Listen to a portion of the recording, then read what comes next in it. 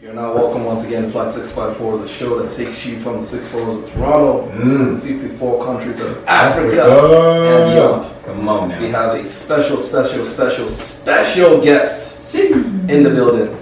We don't use special 5 times for a lot of people. So this is just to tell you that this man right here is special. We got Mr. Wayne Harris. Yes, sir. In the building. Thank you for having me. Thank you for having me. I appreciate it. With the Toronto Raptors shirt. Yes, sir. Representing. Always representing. All day. How is your relationship with the Raptors these days? Listen, I'm good. I'm good with what the Raptors are doing with everybody in injured reserve, right? We got 3 or 4 players down at any given time, and we're still winning games. So, again, this part of the season is somewhat important, but I really need to see what they do after the All-Star game. It's between the All-Star game and playoffs, that's when I really need them to do their thing. So be injured now, that's fine. Do your thing now, that's fine. Just stay in the playoff rate. Be in the top 8 before we go into the playoffs, and then make your push after All-Star. Absolutely. I like the fact that they have a Nigerian squad now. Well, yeah. Quite precious. Is it? I forget his name now. But I mean, like, OG Anunoby. OG, I didn't know. yeah, OG. And also, I mean, the president is Nigerian too. That too. Say, yo, Niger people, you guys did right. We're not in the World Cup, but we're representing everywhere we go. Yeah, real talk though. I love that about Nigerians and stuff. Like, I think Nigerians are one of the more visible Africans. You can't go a place without being a Nigerian. Like, see, I once heard, and I think I've told you guys this before. If ever you go to a place and there is no Nigerians there, run. It's not popping. It's not. I mean, This is facts. It's not popping at all. At all. Nigerians will go anywhere and everywhere to do business. Facts. Big business. So, shout out to Four Corners on that track and my piano. So we got Mr. Wayne Harris in the building. Mr. Wayne Harris, an accomplished financial expert, advisor, cybersecurity. You know, see, we're going to get into like the intro, but there's a lot of qualifiers, and for me personally, Mr. Wayne Harris has been a mentor for a long time to me, right? So mentor, life coach, everything. DJ Damager is sitting live on air right now. I brought my mentor on the show. You guys are about to be mentored today. We're about to be mentored together. You will get mentored. I'm going to get mentored. Let's go. I love it. So I mean, I know a lot of things about you, but we want to get the audience in to know all these facts about you, right? Want you to tell us where did all this awesomeness start from? Why? You know. Awesomeness. I don't know if it's awesome, but I can tell you that born in Montreal, shout out to 514 NDG, nothing else. Oui. Let's go. Come on, maintenant. Let's go. Yeah, so Montreal was fantastic. Born there. My parents are from Barbados. Shout out to the most eastern part of the Western Hemisphere. There's nothing between Barbados and the west coast of Africa. It's the first thing you meet when you come towards the west. Wow. So that's Barbados. 250,000 people. It's its biggest square one, the island. But it's a powerful little island doing this thing. It just became a republic last year. No more queen as head of state. So we had to get that done just before Charles came in. So maybe we knew something that the rest of the world didn't know. Come on now. And my parents came to Montreal back in the early '60s, and they did that in order to give us a chance to have opportunities that we wouldn't get in Barbados. So I have an elder sister. She's in Maryland. Shout out to Dr. Heather Harris, professor at Stevenson University. Big shout out. And I've got a brother, David, in Montreal, and he's working in a very, very, very, very large bank out of Montreal doing his thing. And then there's me in the middle. So, middle child, right? It's a middle child. I'm not unique because I'm not a girl like my sister. I'm not unique because I'm not firstborn like my sister. And I'm not unique like the baby who's my little brother. So I had to go find my own way. And that's when I had to go find my awesomeness. Which was so you do agree it's awesome. This awesomeness. Everybody has awesomeness. The first thing is you're born, and that's great. The second thing is you figure out why you were born. Absolutely. And that's what people Facts. have to, they're seeking, right? And when you hear people have a midlife crisis, is because they were living outside of their own authentic self for a long time, and when they figure out who they are, that's when they pivot. Yep. And I had to do that pivot as well myself a few times, right? So Montreal was fantastic, but because my French is trash, I had to bounce out of Quebec. I love Montreal, food's great, people are great, the environment's great. But Toronto was like, all you have to do is speak English. I'm like, what? Hold my beer, I'm out. I came down here for a caravan in '85 and saw a Toronto Star that was like 2 inches thick with classified. Wow. Jobs and jobs. Wow. All these big buildings. I saw people who looked like me who were wearing suits when they weren't going to court to defend the tickets. They were wearing suits to be on Bay Street, and I'm like, I can do this. Wow. So wait, pause on that. Caravana changed your life. Caravana That's what you're trying to say. 1985 changed my life, because I had never been to Toronto. I've been to Ottawa, but not to Toronto. And when I came down here, I saw 1 million people behind trucks. Back in those days, it didn't go along the lake shore. It went up University, up at the hospitals. I don't know how they got that permit, because imagine it's Saturday and you're doing surgery and you're for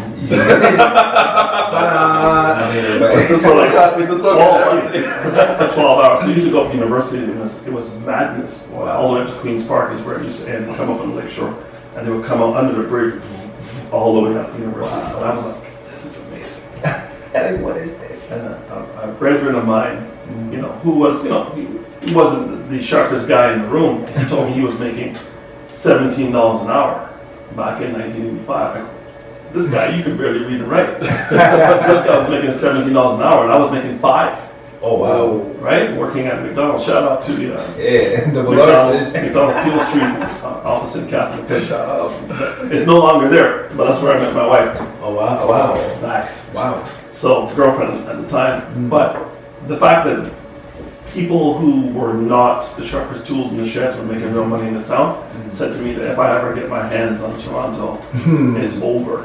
So I came down November 11th, 1990. I moved down. Wow. 5 days after my godson was born.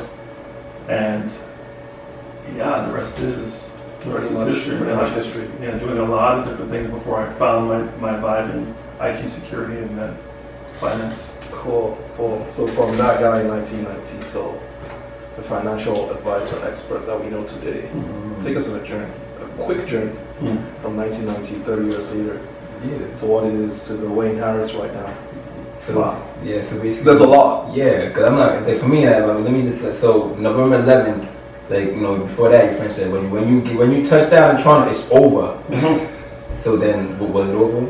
It was over in a good way, because I was working at a bank, working at a bank that begins with a C and ends with a C. Oh, I see. I was working with them. I see. I was working with them, and it was good, but it wasn't a lot of money. And I was thinking I should move up in the bank, but I'm like, man, this tech thing is going to take off. So I went back to school, went to Humber, and was studying computers. But my coding sucked. I couldn't code. I was terrible, and because I'm When not. was this? What year? This is 1992. Wow, that's foresight right there. Yeah, so I was taking courses and doing Fortran and PL1 and COBOL. I'm like, yuck. But it's going to be the future. It's going to be the money. It's going to be the future. What it is right now? What is the big tech we know right now? Wow. See, I see now. In case you guys didn't know, DJ Damager, he's a tech. He's a tech guy as well. So right now, I feel like there's two techies talking. I'm like, yes, Fortran, Cowboy, yes. Yes. I haven't probably introduced myself as a tech guy. It's okay. We can start from there. Yeah, so the bottom line, I selected my career. I knew I was going to pivot out of the banking.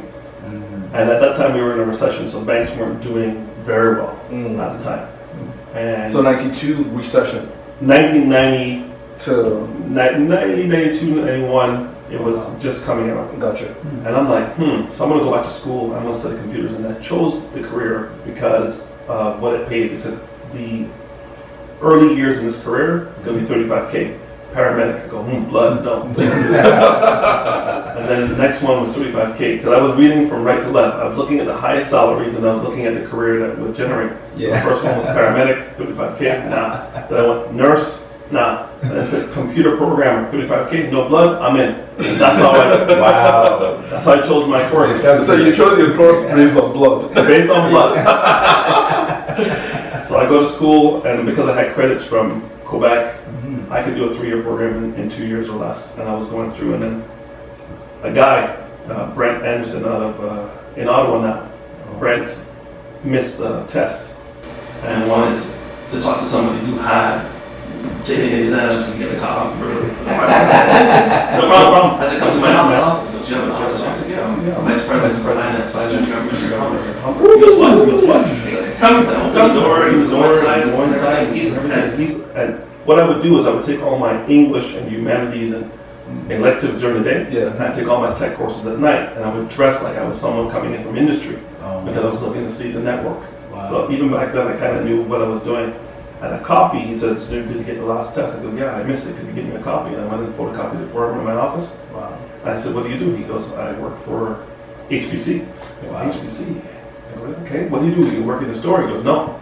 They have an IT department, and I make sure that all the stores send back their sales at the end of the day for Bay and Zellers. I go, that's interesting. So he goes, I go, what's it called? He goes, point of sale coordinator.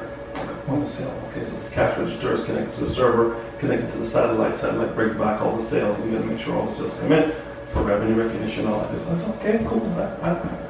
I like it. I go, you hiring? He goes, we're hiring, but we need you to speak French. I go,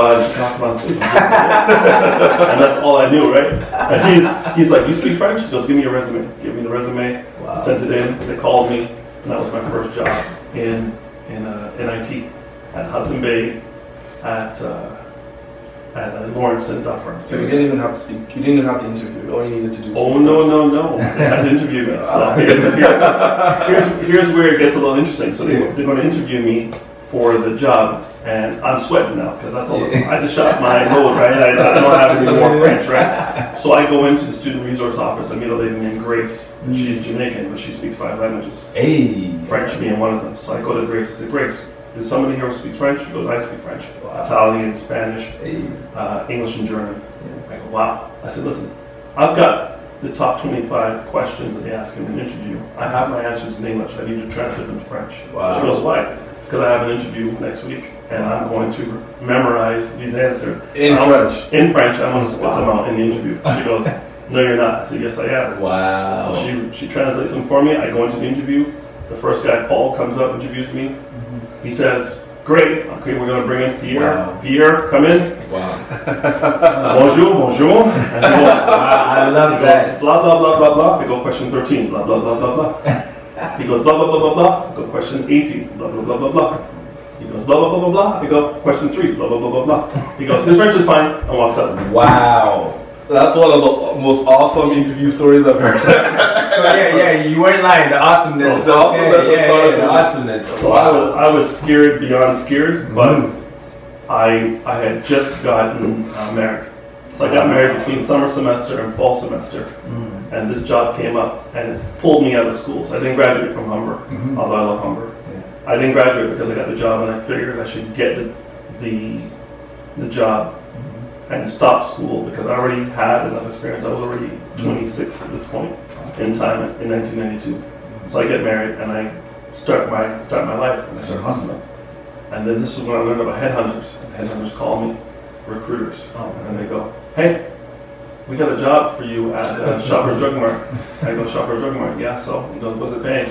Well, so it was 11 grand more than I was making at the Bay. Okay. I pull the parachute cord, I'm out.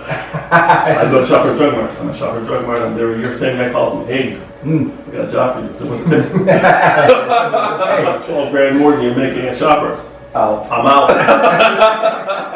I'm married now. I'm trying to get money, right? So I'm out. So I leave Canadian Tire. Why? Because they have the same system as the Bay for the cash register. Gotcha. So I'm an expert now. My French is on point now, and I'm doing okay. So the same guy calls me back again. "Hey, what's up?" I go, "I got a job for you." So listen, I'm at Yonge and Eglinton. So for those of you who know the T-Dots, Midtown. And to get there from Mississauga is no joke. 'Cause you got to go all the way across the 401, you got to go all the way down. Climb up. Right. So and they got paid for parking. Right. I'm like, I don't want to hear about anything east of 427. He goes, how's Mississauga? I said, Mississauga? Well. What? I'm in. I go, what's it pay? He goes, same thing it pays now. But it's full time and no traffic. He goes, you're going against traffic. I go, I'm in. Come on now. It wasn't really just about the money, was it? Convenience. So I go. Yeah. I get this job. So I'm working there, and this job is 85% in French. So I said, it's good for me because I've had 3 jobs where I'm doing 50-50. And now I'm 85, I'm all in. So my French is on point now, I'm doing my thing. I'm talking to these guys, they don't even know I'm black, right? So when they show up, they're like, right? So I'm doing that. Wow. And everything's good. But guess what? I'm at the job. The guy doesn't call me. We're good now, him and I. He's got me 3 jobs. He's helped me double my income in 3 years. The guy that you guys see on Dragons Den again, when he was on Shark Tank. Yes, sir. Shout out to Mr. Robert Herjavec. Oh, wow. Mr. Roger Herjavec on Shark Tank comes to our office. He's working at his company, the first company he's working at, that he owned. He rolls up in a bad car, BMW 850 IL. Just What year was this? This is 1997, Wow, all the way back. Wow. right? And this car is beautiful. Just black on black and just looks like a beast. And he rolls out of that car. And he's like, listen, I got season tickets to Raptors, and I don't know the game. I'm a soccer player, played in Croatia, semi-pro, and I don't know basketball, but I was told by the network administrator that you play, coach, and officiate. I go, yeah, I know the game pretty well. So I whiteboarded for him. And he goes, what do you do here? I go, proud, chest out, 2nd level bilingual Unix support. Yes. You can almost hear the angels singing when I said it. And he goes, yeah. And he goes, you're in the wrong business, bro. You're in the wrong business. I go, what business should I be in? He goes, you should be in sales. You're in the wrong business. And he leaves. I go, hey, peace. You know, great. I did what you asked. I gave you all the tips on basketball. 2 months later, he calls me. He goes, listen, Wayne, he goes, Wayne, can I talk to you? I go, yeah, sure. I go, how's the Raptors? He goes, I didn't call to talk to you about that. He goes, do you have a resume? I go, yeah. He goes, send it to me. I send it to him. He goes, can you come in for an interview? I go, for what? He goes, I have a sales position, I want to hire you. I said, I don't have any sales experience. He goes, don't worry about it. Don't just come. I go, well, I got to go home and get changed and get into my interview gear. And he's like, nah, just come as you are. Wow. So I go there and I interview, and he gives me a psychological test for sales aptitude, and I write the test. And boom, boom, boom, boom, boom. He says, when the results come back, we'll call you. So the results come back. He says, come back in for an interview. Shows me the test, and he goes, what do you see there? I go, 99. He goes, what do you think about that? Well, I go, 99 on what? The question is it 1,000? He goes, it's on 100. Wow. He goes, you're a salesman. He hands me a flip phone, like one of those old, you have to pull the antenna, one of those phones. Yeah. A book, a manual for Checkpoint Firewall 1, and an offer letter for 50 G's. Ooh. He said, you'll double your money by your quarter.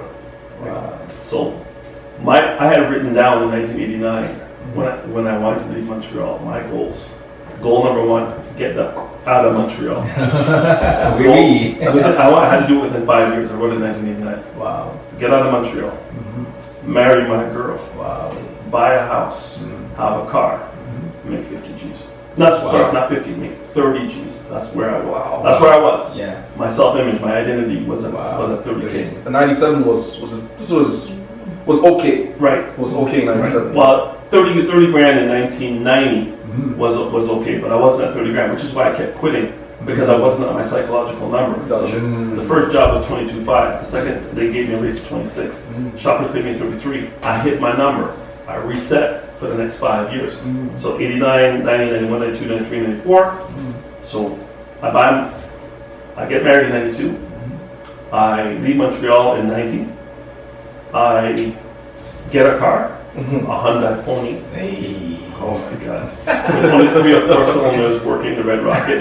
Shout out to Hyundai Ponies. And I make $33,000 a year, so I reset my goal. I didn't have a self-image to go from 60, so I reset to 50. And that's why I was trying to get Bridgestone to give me 50, but they wanted to give me 45. So when Robert said 50, I thought it was a sign from the gods. Wow. Because that was my number. Mhm. I said, I gotta take this job. So I called my wife. I said, I need to think about it. I didn't think about it. I need to think about it. I go home, talk to my wife about it, and she, you know, she's a soldier.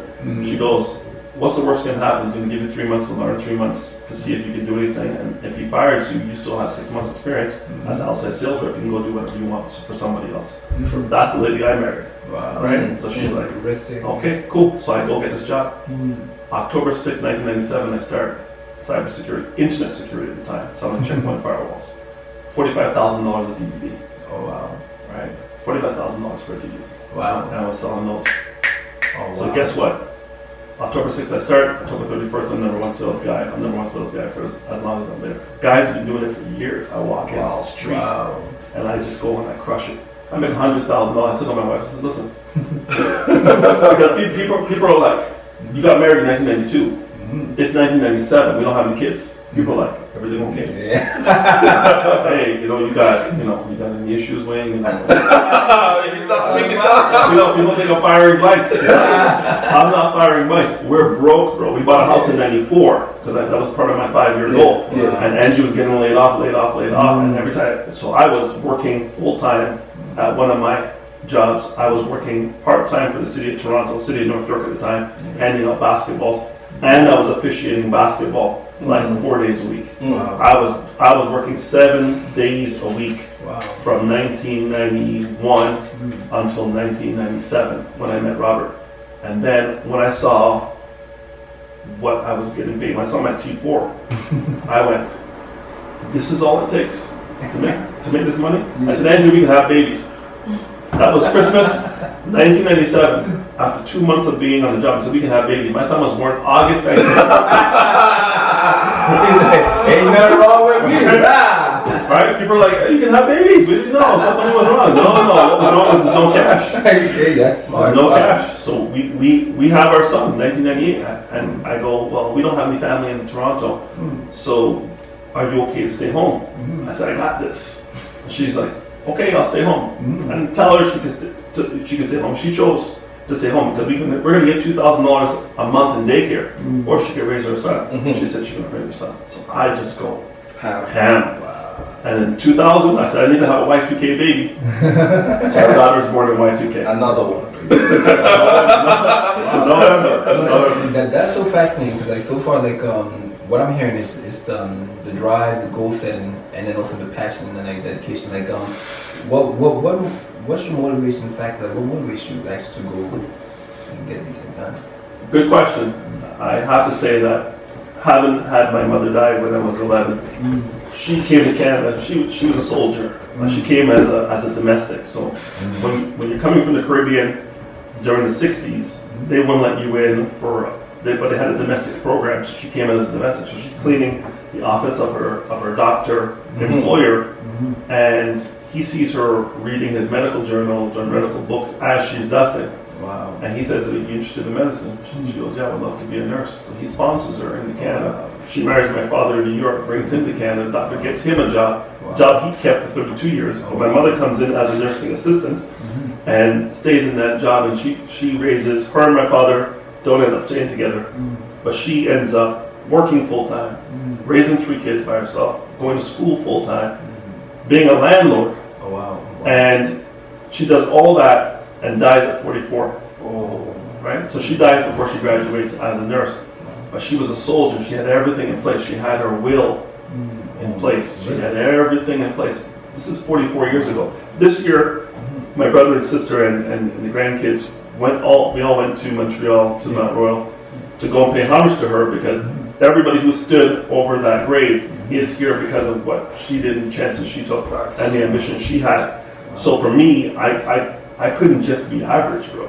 Yeah. This lady died on her feet to give me a chance. I can't just mail it in. So I have a fiduciary duty to her as an ancestor to make sure I get it done. And I don't see it as a burden, I see it as a responsibility. So my mission and my drive is to make sure I don't do anything that's going to embarrass her legacy. And my father, who's alive, is 89, in Montreal. I don't want to do anything or not fully maximize the opportunity of being a Canadian citizen with a Canadian passport.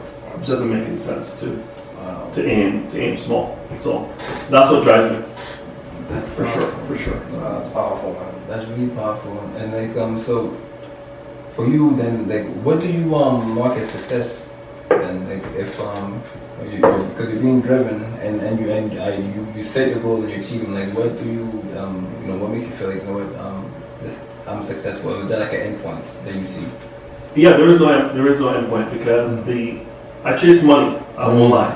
I wanted to see if my upside could be quantified with dollars.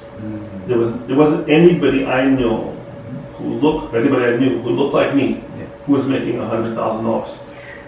So when I did it in 1998, man, I'm like, that wasn't so hard.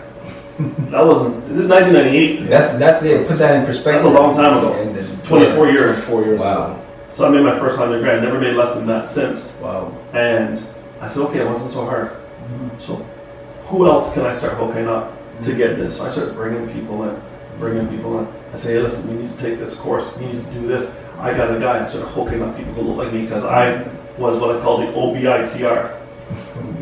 OBITR, it's an acronym. Only brother in the room. Everywhere I went, I was the OBITR. I go show up for a presentation. They can't. There's no LinkedIn. There's no Facebook. Wow. So over the phone, I have an accent, but it's not that strong. So when I was flying to the States, people didn't know what I looked like until I arrived and picked me up at the airport. So, brother, that's right. And I'm running this thing. I pull out the projector and plug in with the serial port and throw up PowerPoint, and I'm running the show. And they're like, okay. And I'm like, okay, so there's no limit. There's no, I can't say there's no racism. I can't say there's no prejudice. But honest to God, once I figured out that no one was stopping me from making this cheese, I had to go, right? Yeah. So I learned something, and what I learned is that income doesn't exceed self-image. Wow. Wow, that's so cool. Can you please just say that income does not exceed self-image. Not for long. Wow. And the reason I say that is when lottery winners who are by the hour paid employees win $1 million, within 5 years of winning the money, they're back to where they are. Because their self-image is $14, $15, $16 an hour self-image. And when I give you $1 million, you're going to self-sabotage yourself back down to where you are. The funny thing is that when I heard that several times being said, someone just won $50 million off the lottery. It's hard to think that in 5 years that money is gone. Yeah, they'll do investments, and they'll be exposed to opportunities and people who are smarter than them. Those who know will always take advantage of those who don't know. And fool and his money are always separated pretty quickly. So if they don't, excuse me. So all I'm saying is the opposite is true. If someone pays you less than you think you're worth, then you do things like I used to do. Listen, you know how many staplers I have? How many post-it notes I have? How many sleeves of 8x11 paper that I would put in my because I was trying to compensate, trying to get to equity. $50,000 was the bar. So if you pay me less than $50,000, I was gonna take 15 minutes more on lunch. I was coming 15 minutes late. I leave 15 minutes early to compensate for what I believe is mine. I love that. So if you're below where you're supposed to be, you're going to make it up. Try to make it up. If you're above where you're supposed to be, you're going to self-sabotage down. Because in life, people are thermostats. And some people are thermometers. So the thermometers are reactive people. These are the people who are out there and they say life is happening to them. It's a victim mentality. I'm just a thermometer. Everyone that's listening right now, we had a plan for today. we had the way we wanted to structure the conversation, but because of Wayne, because it's Wayne has a way around these things, and you can already hear the gems being dropped. I want to know. See, that self-image thing is a big thing, and a lot of people don't even know it's what might be pulling them back. 100%. Right? I want to know one of the things, maybe without being too elaborate, but what are the things that you do to work on that your self-image? Oh my goodness. I learned from a long time ago, early 90s, from a mentor by the name of Dean Wood. Dean Wood was a manager at Burger King, and then he joined a company called Amway. Amway was a network marketing company. They owned the Orlando Magic. They've been around for 60 years, and they sell a lot of cleaning products and whatnot. And I joined that company because I wanted to run my own business, wanted to be an entrepreneur. Didn't really know what entrepreneurship was. Just wanted to do something where I was going to be in charge, because I wasn't getting those opportunities in the corporate world. And even though I didn't make a dime in Amway, I had got an MBA in self-esteem, an MBA in networking, an MBA in collaboration and teamwork, an MBA in EPR, which is just encouragement, praise, and recognition. I love that. Right? So EPR. So when you give people EPR, it's like, food is food for your belly. EPR is food for your soul. So when you tell someone, hey, you look sharp, hey, I'm proud of you, hey, good job, keep that up, right? People rise to your expectations. So we as a culture, and again, we're not monolithic. In Nigeria, you got a man over here who's got a team beating up on Switzerland, real chocolate, real cocoa beans beating real chocolate. Right? Once I understood that your self-esteem, your self-belief is really your only governor, and if you can change your mindset on what you thought was possible for yourself, your outcomes would manifest based on your beliefs. So what do? They taught me about books, tapes, and functions. So tapes, right? So now it's podcasts. So that's how old I am. But I started reading books. The Magic of Thinking Big, Think and Grow Rich, How to Win Friends and Influence People, The Self-Talk Solution, Personality Puzzle, learning about different personalities. Some people are more gregarious, some people are more analytical, some people are more loud, some people are quiet, introvert, extrovert, all those things, neuro-linguistic programming. So once you have all those tools, you apply them to yourself, and then you apply them in life. And once you get to a point of proficiency, no one even knows those tools are being leveraged at any given time. So it's not manipulation, it's persuasion. It's the same, it's on the same spectrum. Persuasion's on the right, manipulation on the left. It's the same muscle. One's used for evil, one's used for good. So once I stopped using manipulation, which is what I used to do a lot in the 80s and the early 90s, and I moved towards persuasion, life opened up for me, because people could see that my intentionality was for them to win. I was going to win, but it was a positive side effect of them winning. And once I changed that to the focus on myself and put the focus on them, life became very simple. Man, that's so interesting. Recently, what you're saying reminds me of what I've heard recently of the difference between perception and perspective. They may be, a bit off, but the perception, oftentimes, most people live in their own perception, like their own reality.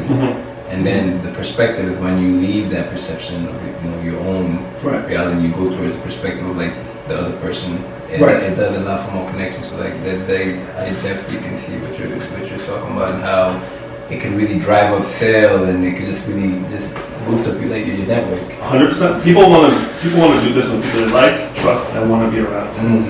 Like, trust, and want to be around. So being likable, being agreeable, is a skill. It comes naturally for some people. Other people, you have to work on it.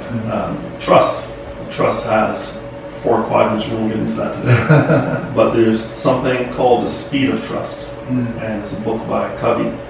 And what it says is, if I trust you, I can do business with you faster, because I know you're going to do your end and I'm going to do mine, because I trust you. Trust is already built in. That's why you and Damager can work together, because you trust that Mike's going to be here on Thursday night to set up. And after you've seen him do it 1,500 times, you know the 1,500 and one, he's going to be there. So then you don't have to worry about it. And then if I don't have to worry about it, then I can move faster. So it's when I don't trust someone that I have to show them all the receipts before they can build up enough trust with the controls that we put in place between each other to do a transaction. So if you see, if you want to use a macro scale, you say 54 countries in Africa, why aren't all 54 countries doing business with Canada? How come the trade is not working as fluidly as it could? Because the trust models are not in place, the controls are not in place. So Canada doesn't know that if they ask for 10, they're going to get 10. They're going to get 10. And 10 quality as well. And 10 quality. So as soon as the trust is built into the system, then the system goes faster. Facts. So think about your relationship with your friends, your family. Sometimes people have the same last name as you, and we trust them implicitly. It's called blind trust, and we get burned. We say, how did Uncle burn me? Well, Uncle burned you because you gave him too much trust for who he is. So if you trust people at the appropriate level, right, smart trust, then you get burned less frequently. So when we want to talk about perception, we want to look at everything's filtered through your own life experiences. So you have a Nigerian and Canadian experience. You have a Ghanaian and a Canadian experience. I have a Montreal and a Toronto experience. So when people in Toronto tell me certain things, I filter it through Montreal, and then I filter it through Toronto. And if the two are not congruent, I ask more questions. But if the two are congruent, that's pretty much the truth, and then I can move forward with that person. So what we want to look at is we want to get out of delusion. And a lot of people are walking around with delusion. We want to get out of delusion and move into objective reality. And objective reality means that if you look at the 360 degrees, whether you are Nigerian, Ghanaian, Canadian, or whatever, like a Snickers bar, no matter how you slice it, comes up peanuts, it's truth. That's the facts. Nobody going to do with those facts, right? To put yourself in position to win. And that's objective reality. A lot of people are dealing in delusion. People come in and say, I'm just out of school, I'm on 100 grand base salary. 100 grand base salary, what's your value? I don't have any value, but I want 100 grand. If you don't give it to me, it's racism. You understand? It's a problem. It's a problem. It is. So having a true understanding of objective understanding of what value you bring to the table and what that value is worth in the market will let you know what you can earn. It's pretty simple. And where you need to level up as well. And where you need to level up. Pretty straightforward. So as long as you understand these things, life is good. Sweet. And part of when you were describing part of the things you described was, and you use certain concepts. Goal setting. You Mike mentioned that, like, goal setting. I want to make this kind of money. Well, I want to make double this money. I want to buy a house. I want to buy a car. A lot of those things are concepts used today in the financial education world, and goal setting is one of those big things. Right? Like, first of all, you need to get an income. Then you need to save money. Then you need to start building wealth. Right?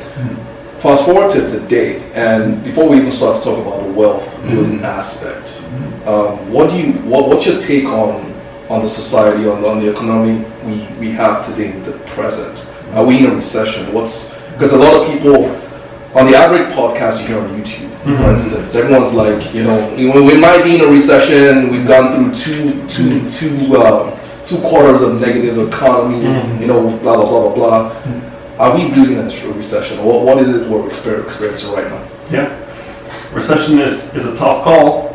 2 quarters with no growth should be a recession, but they're rethinking that because they don't want to alarm the average Canadian. So what we have here is, it depends on which goods and services you're going to put in the bucket to tell me if the GDP is going forward or going backwards.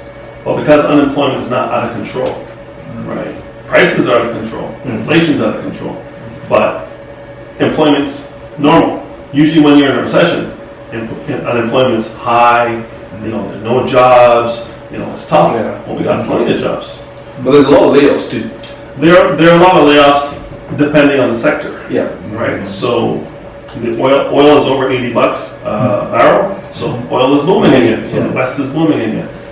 Tech, not the same story. Tech is, in order for tech to grow, you need to have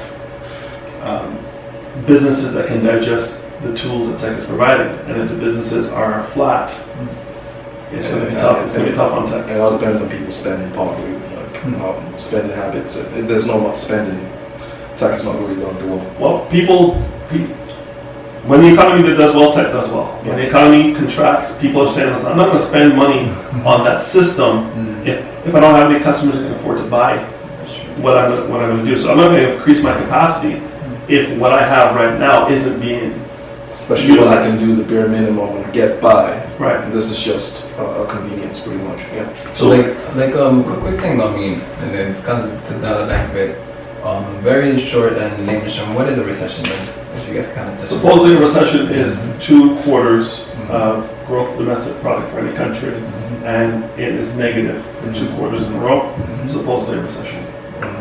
Like I know some of y'all, like, hey, you guys hear this word a lot. And you get scared, and like, what does it mean? What does it mean to that? What does that mean to the average person? The recession is coming. We're in a recession. Like, what does that mean to the average person? Is there a difference between a recession and a crash?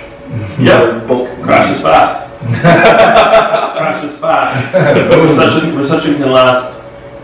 Recession/bear market can last 2 to 3 years. 18 months, maybe 9 to 18 months. Short one, long one might be 3.5 years. Right? Crash is like instantaneous. It's like we had a crash in 1987, Black Monday. Stock market dropped like a rock. We had another crash in Y2K when the bottom fell out, like in springtime of Y2K. Just everything just went to. Was April 2020 a crash too? It's a crash. Okay. Right? Because it happened instantaneously. Yeah. And when those things happen, those of us who are cash rich and ready will win. So I want you to think about something. Imagine that you are at a beach, and the beach has the best waves in the world. The best waves in the world, big, and you're a surfer, right? There's 2 types of people. There's people who go out because they know this is the beach and they know the big wave should come.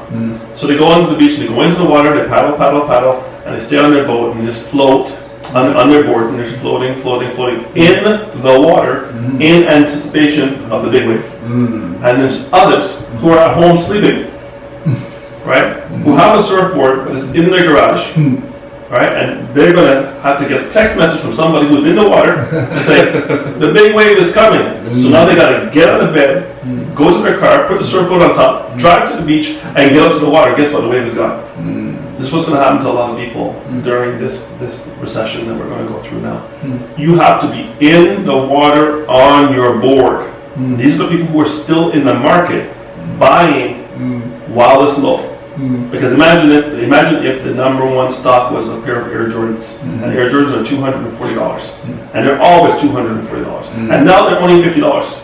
Are you not buying more Air Jordans? I'm buying 10. You're buying exactly. So as Air Jordans go down in price, you want to buy more Air Jordans because you know Air Jordans they have an implicit value of $240. So why would you not buy Air Jordans when everybody's still buying Air Jordans and you can get them 10%, 90% off?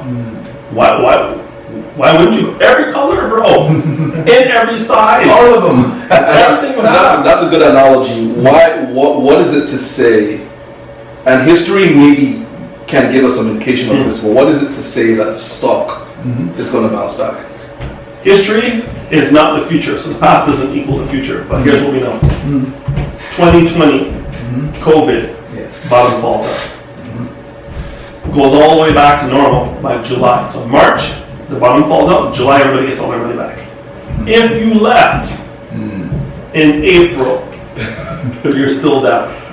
If you stay to July and then put it into something fixed income, you're at break even. And you're not losing, but you're not winning. So think about 2008. It drops. 2010, we're fine. Y2K, it drops. 2002, we're fine. So that's the last 3. What was before that? 1990, real estate crash because the interest rates were 18%. Right, in 89. People were buying houses on Visa interest rates. Unsustainable. Market falls and crashes. 1990. 1980, the Shah of Iran and Jimmy Carter and Ronald Reagan have another recession as we go into the 80s. 1970, what was going on back in 1970? Depends. We had the FLQ crisis in Quebec and OPEC and whatnot. So every 10, 12 years, there seems to be some kind of correction. Is it manufactured? Is it just the market? I don't know. But I know that as an adult, I've been through 4.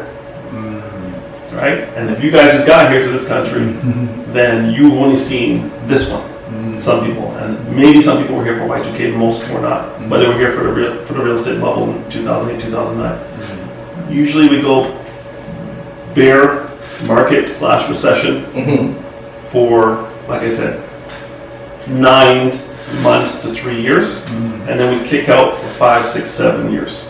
So whenever this ends, 5, 6, 7, 8 years, we should have growth based on history. But this is the first time we're coming out of the pandemic when the entire planet's economies are all tied to each other. 100 years ago when it happened. So this one is a little bit unique. This one's different, but RBC's not going anywhere. Microsoft's not going anywhere. LinkedIn's not going anywhere.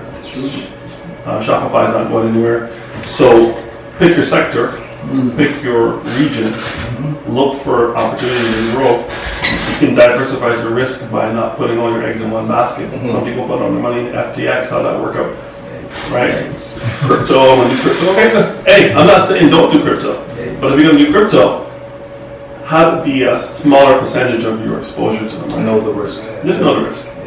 You know, I'm betting that 3 years from this conversation, RBC will still be in business. I'm just betting. I'm betting that all those computers that are running Azure and running AWS are probably still going to be running AWS and Azure. So I'm going to bet on those companies that I know add real value to the market, and industries that add real value to the market. I can see and touch the tangible benefit of what they're doing. Right? So it might be a service. It might be a service, right? Shopify is a service. Amazon's a service, but Amazon's also a product. So is Amazon going to be here 3 years from now? Chances are they will be. Will FedEx be here? I think so. Right? Will Enbridge be here? Bell? I think they're going to be here. So I'm going to bet on the blue chip in every sector that I believe is relevant to me.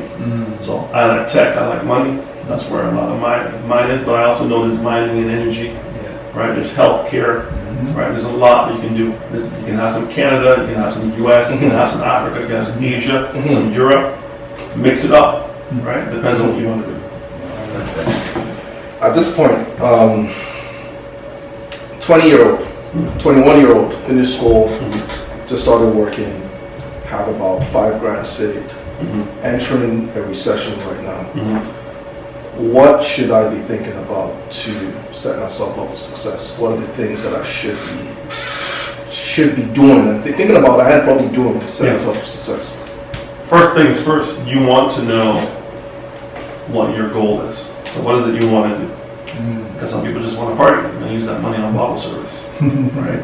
What is it you want to do with the money, and when do you want to do it? 38 years or 15 years from this conversation, I want to retire.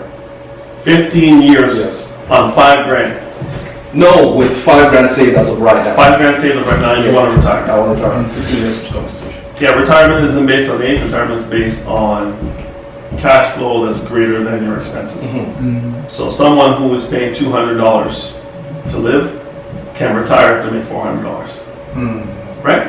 If that's how they want to live. Expenses is $200. Right. Your expense is $200. You can retire on $250. Absolutely. Right?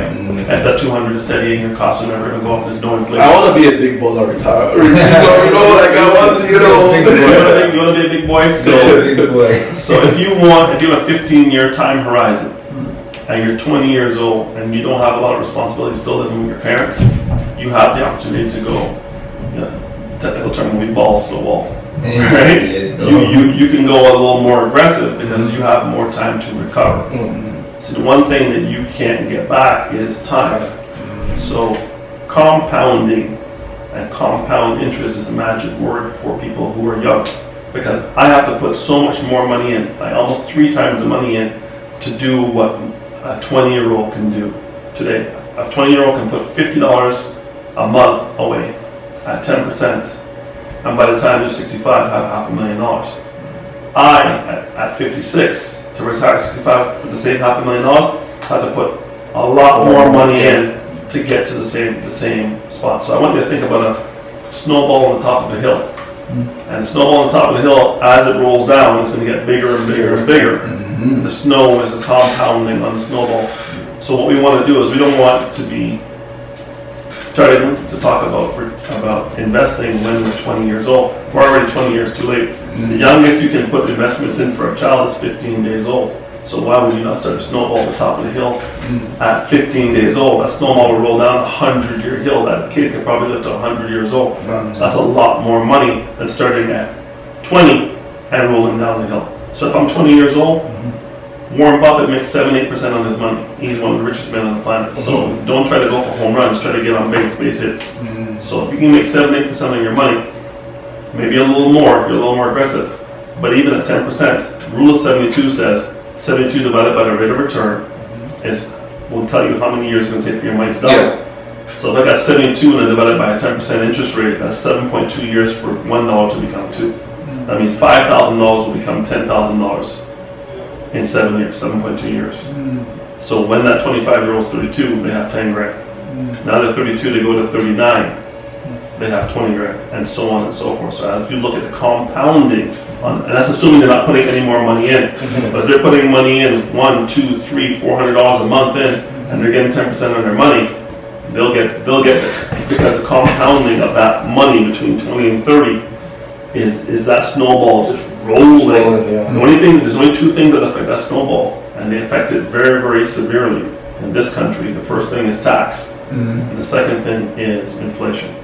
So people thought they were doing well on the 4% rate of return until inflation, which today is like 6.9. So you're not making a penny until you cross 6.9. That's why I say 7 to 10% is where you need to be now. So you're forcing you to be a little more aggressive because inflation is 6.9. But if you can keep that aggressive nature at 7 to 10%, and then inflation goes back down to what we consider normal, 2-3%, now the spread is bigger, and now you're rolling. Because if you can put it in tax efficient areas of investment, you're not going to pay any tax on that money. Not today, you never pay tax in the future. So tax and inflation are two things that are going to pull on your wealth. One of the things you mentioned is rate of return. Being 10% is pretty hard to find these days. Not really. Tell me. Yeah, there's plenty of places that you can find 10%. The question is, are you willing to accept the risk of that 10%? Right. So I need to know what your timeline is. When do you need the money? Because if you need the money tomorrow or in 6 months to buy a house, I do not want you putting it into something super aggressive because it may take 2 years for it to come back. You don't have that time. So we're going to put in something. The shorter period of time that you need the money, the less risk you should be taking. The longer period of time, the more risk you can take. You don't have to put all the money in short term or all the money in long term. You can put some in short term and some in long. You can mix and match, right, based on your risk tolerance and what the use of the cash is. So when I talk to people, I say, when do you need the money? So I need the money to go to school next year. I'm not going to put you in, balls to the wall. I can't.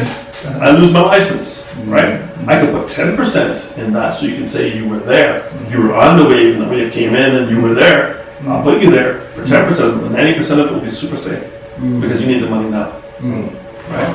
So if someone does not need the money now and they have a risk tolerance, and we have to take them through an investor's questionnaire and ask a bunch of questions about the risk tolerance. And once I know what the risk tolerance is, I will show them a few options and show them the historic values of what those options have yielded. Now, what people cannot say is, what have these investments done since COVID? We only have 2 years, so it's tight. So if people are still winning now during some of the most volatile times in the market, chances are they're going to do really well when the market turns. That's true. But here's the good news: if they don't, you're not locked in forever. You can move the investment and move into the wave. So even if you're on the water and you miss the wave, you can still rebalance at that point in time. And that's why we need to talk to your advisor. It used to be once a year when times were good. And everybody was a guru of making 20% on their money.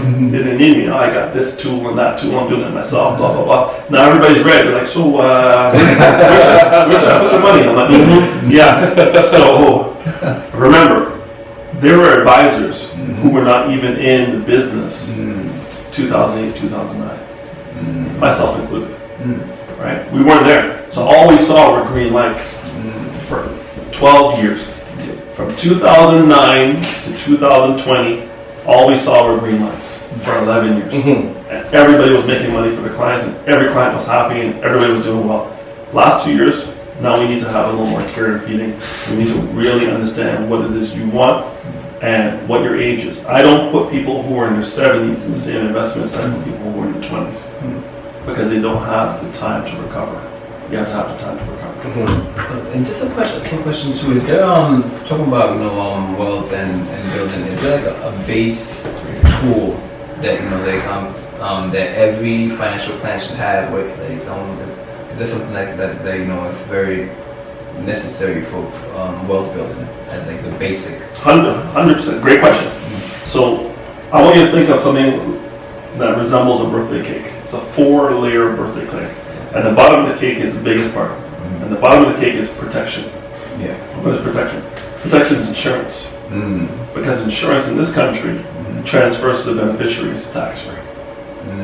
Okay? And if you have the right type of insurance, permanent insurance, you can also be tax-free and beat inflation of the investments you put into that insurance.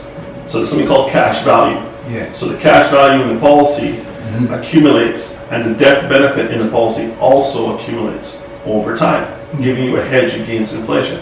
So if you have that in place, you know that, I don't know what the currency is in Ghana, but if you have Canadian dollars to the tune of hundreds or millions of dollars in insurance coverage, and you have a beneficiary who's in Ghana, you just change the lives of 3 generations. That's true. Because that Canadian money leaving this country tax-free and going to Ghana, right? And translate to whatever the exchange rate is in Ghana.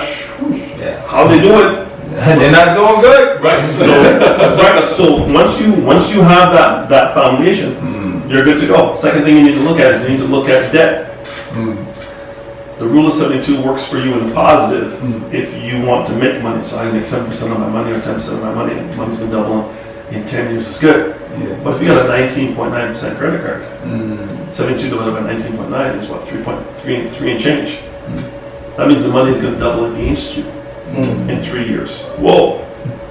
So you need to get rid of all high interest debt immediately. Today. Get rid of it. Get rid of it. I see people with money in their tax-free savings account earning next to nothing and have credit cards at $4,000 or $5,000 balances at 19.9 when the minimum payment is a couple $100 a month and they're making pennies in interest a year of where their money is. The money's dead. So take some of that money and get rid of that card. There's many tips and tricks that I have for reducing your debt, and I can talk to people, those who are in Canada, or 5 provinces where I'm licensed. I can talk to you about it. But the bottom line is all debt that's revolving, that means that's compounding against you. You want to get rid of that debt as quickly as possible. There's good debt. Same way investments compound, same way debt also compounds. But usually at a much higher rate against you. So once you have the protection coverage, you have insurance, it's going to pay tax-free and has an inflation protection aspect to it. When it's permanent insurance, it's also temporary insurance that will pay out a large sum of money, but if you miss a payment or you don't die during the period, you get nothing. And you're paying into it for 10, 20, 30, 40, 50 years, and if you don't die during that period of time, it won't pay out. You see, that's kind of like the common misconception with life insurance. Like people have always thought that, to say the least, why would I want someone else to enjoy this money? Why are you donating for someone else to enjoy this money? You want to live good, right? You all suffer today. But it seems like it's different, and for what you described, and maybe we can go into it a little bit more, like what you described as different products when it comes to life insurance. Right. What are the other things what are the other different lines or products or features, I'd say, when it comes to life insurance that people should be aware of? Okay, so let me complete the cake and then I'll get to that. So protection at the bottom, we want to have life insurance. We'll discuss the different types of life insurance at the bottom. And that's foundational because that is your guaranteed hedge. The people who found out they had a problem were the people who are deemed non-essential. And in Ontario, that was small business and anything that was not what I just mentioned. Yeah. Home Depot was open, but the local hardware store was not. Loblaw was open, but the local bakery was not. It's crazy. Isn't that politics? More. You don't need that bread. Right. But you didn't know you were a non-essential service. True. Until the government told you. Yeah. Right? I was needed. It's a problem. So we need to look at what category we're in, right? So emergency fund before COVID, 3 months. You lose your job, you got 3 months of all your bills covered, car payments covered for 3 months. Emergency fund since COVID, 6 months to a year. Wow. Because there are people who did not get that money from the government. Like Trudeau said he was going to have the money by May. It was March, people in April, they were dying. So imagine now, losing your job, you retire 65 years old. What if you lived to 100, bro? You got 35 years coming in and you don't have enough money? You never want to have more month than money. You always want to have more money than month. I love that. Facts. Right? People the 26, 27, they say, ooh, start buying chips and onions and peppers, ramen, right? You're going to the dollar store looking for the stale, expired craft dinner, right? Yeah. Because you got to survive. So you want to have more money than month. This is the mission. So we need to have the emergency fund, 6 months to a year, and then the top of the cake is investment. Now, when you talk to people, they're all going to say, wait, you have it reversed. Investment should be the first thing. No, investment's the last thing.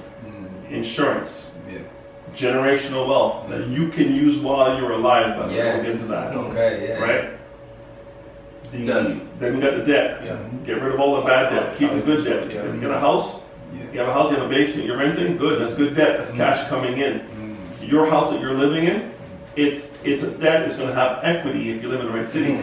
There's a lot of cities in Canada where the houses, you bought a house for 200, the house is still 200 10 years later, right? So you want to make sure you have the right type of debt there. Then you want the emergency fund 6 months to a year, and then you want to invest at the end.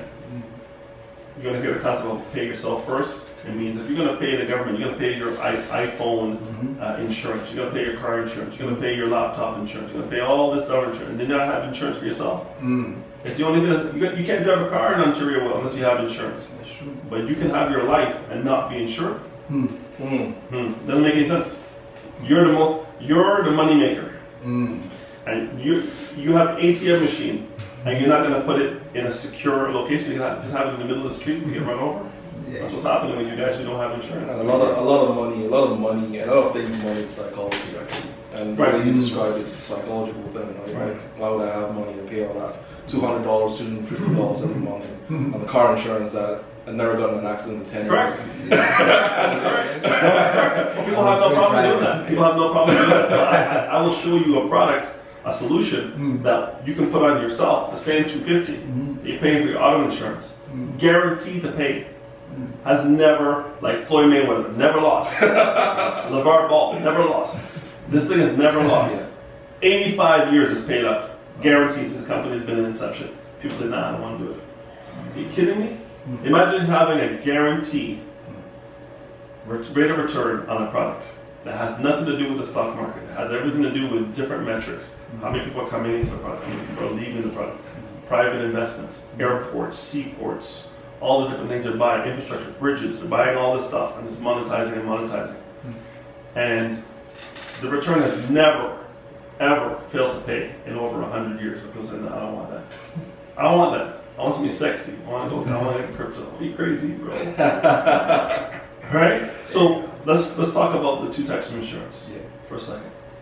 Insurance type number one, term insurance. All insurance is a term. It's either 10 years, 20 years, 30 years, 40 years, is even term 100.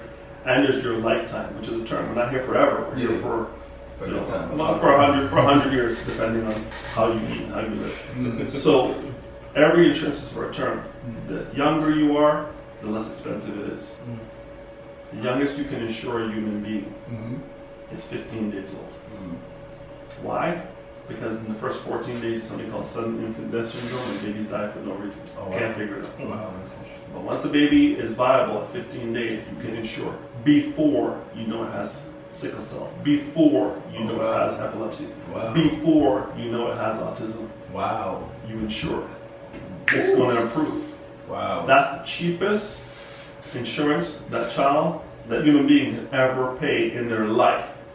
And there's certain cultures that double down on that insurance when the child is 15 days old. Let me melanated people right now. This is alert. This is for you. Y'all people that love you. This is for you. Please go. Yes. So you insure the child. People say, "Oh, I don't want to insure my child because I'm tempting the guys to take the child out." No. I know we are spiritual people, but one has nothing to do with the other. The reason you insure the child is because the child is going to need insurance when they're an adult. They're going to buy houses, they're going to have assets, they're going to have children, themselves maybe, and they're going to need it. So why buy it when you're 30 and pay the 30-year-old price when you can buy it when you're 30 days old, 15 days old, and lock in the price. Pay for 20 years and the policy is paid for the rest of your life. So you never have to make a premium payment after 20 years. Now the policy is generating two things. One, it has a death benefit. So that means how much the child is insured for. If the child were to die 15 days after the approval, it will pay out whatever face value the death benefit was. And it probably be very little cash in there. There's two buckets. There's a cash bucket and a death benefit bucket. And those two things grow every year, guaranteed. There's something called a paid up addition. It buys you more insurance every year, guaranteed, and it never goes backwards. That means you have a guarantee. Then it has something called a dividend, because it's a participating policy, which means there's a dividend. The dividend is not guaranteed, but the dividend has never failed to pay. And when it does pay, it's never paid less than 6%. Now, when inflation is 2-3% and the dividend's paying out 6%, you're doubling your money, right? Absolutely. Right. So if you could get a dividend that's never failed to pay, but it's not guaranteed, you have a policy that's buying more insurance every year. You're going to pay it for 20 years and never pay it again. And then you can take the money. Two mechanisms, really. One's a collateral loan, where you can borrow against the policy. You say, I'm going to use this policy as collateral. Like I'm going to use these headphones. These headphones are worth $50. I'm going to let you keep the headphones, but I'm going to take a note saying I'm going to give you $30 for those headphones. But now you're not the sole owner of the headphones.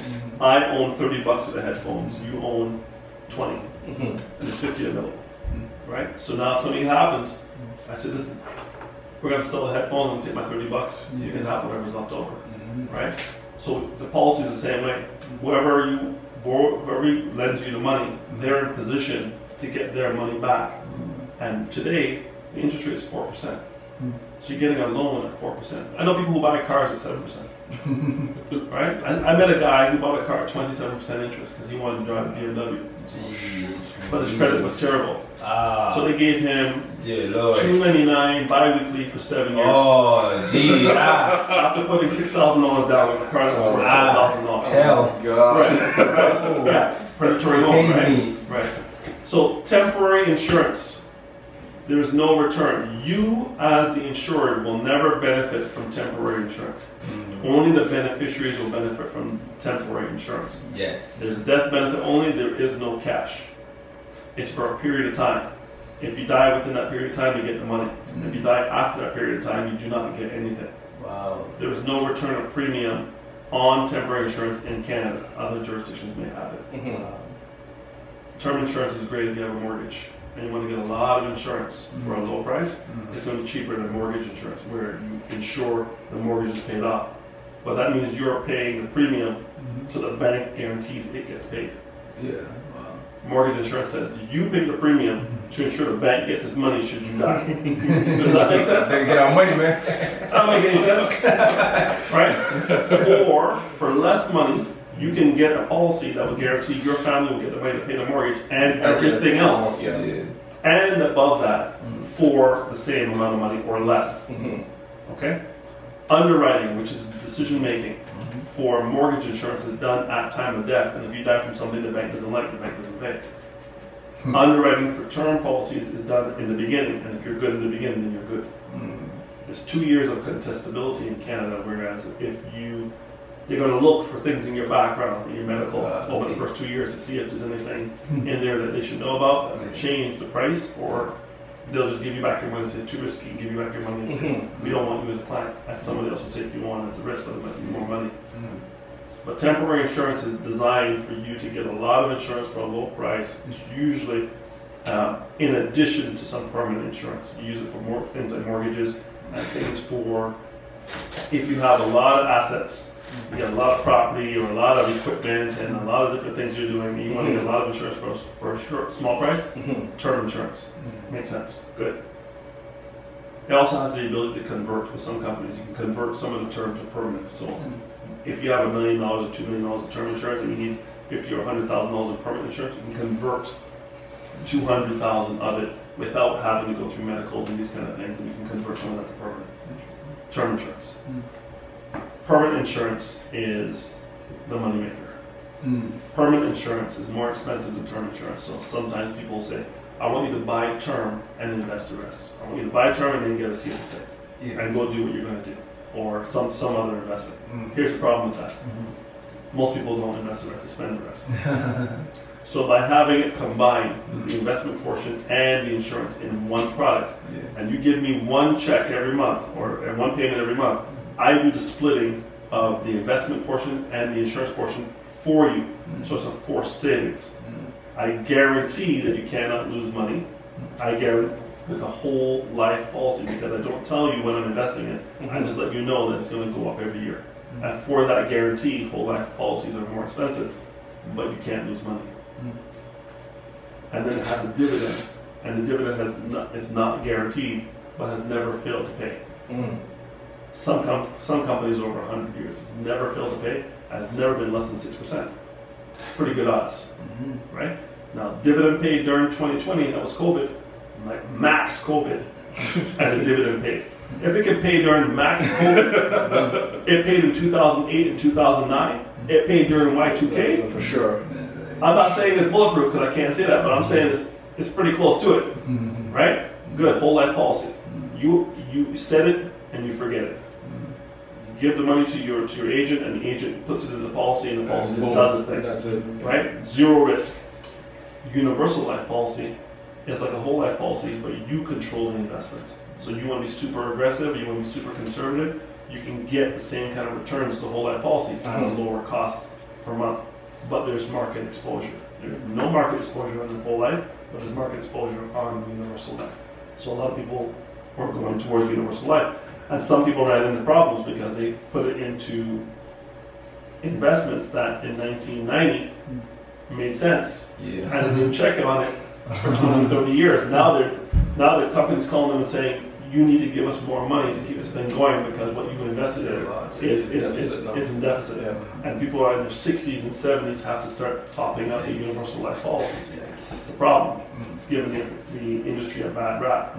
But that has more to do with the reps who are selling the product, who are not keeping up with their clients and saying, this thing's going backwards, we need to get out of that, put it in this thing's doing better, and move forward. So we have to do client reviews as often as possible, and we're trying to do that with all the clients, but sometimes people don't call you back. Right. Do you think we in the black community are doing enough to get? Because life insurance seems like another vehicle. We talk about TFSA, talk about RRSP. It looks like the other vehicle that we should be considering a lot of times. Do you think we are in our community doing this enough? Man, listen, I'm going to get the heat, but I can tell you this. RRSP has only been around 40 years. TFSA has only been around since 2009. Whole life insurance has been around over 100 years.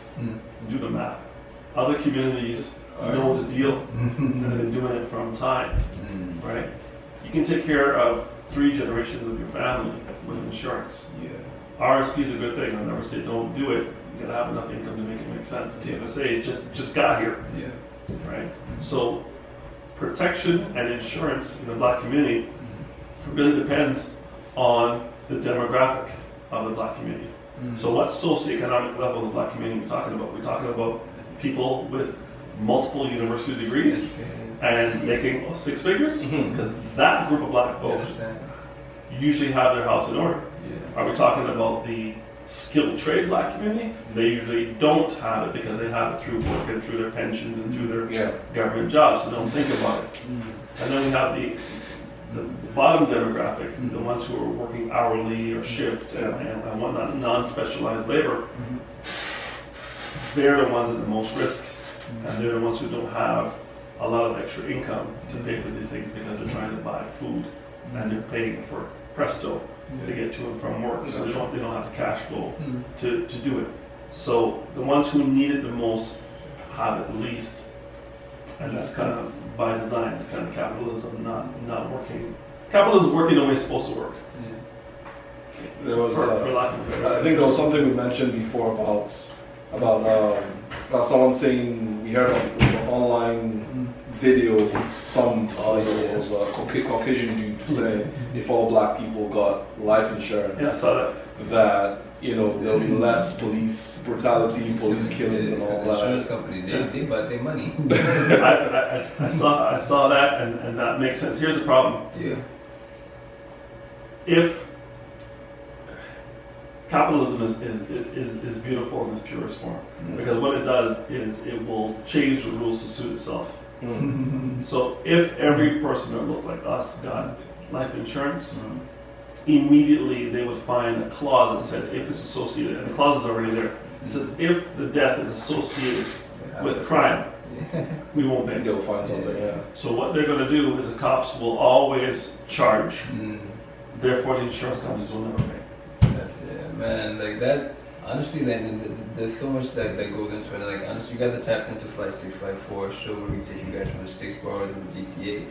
Did you guys like? So I am Boogie, Mike Truth, and earlier on you heard DJ Damager with the Takeoff Flight, Takeoff Mix, and we just you guys tapped into Flight6ix54 show where we take you from the 6 boroughs of GTA to 54 countries of Africa. We got our folks on the EIP lounge coming up next on iLive Radio. Mr. Wayne Harris, thank you so much for coming through once again and for dropping all the gems of the world.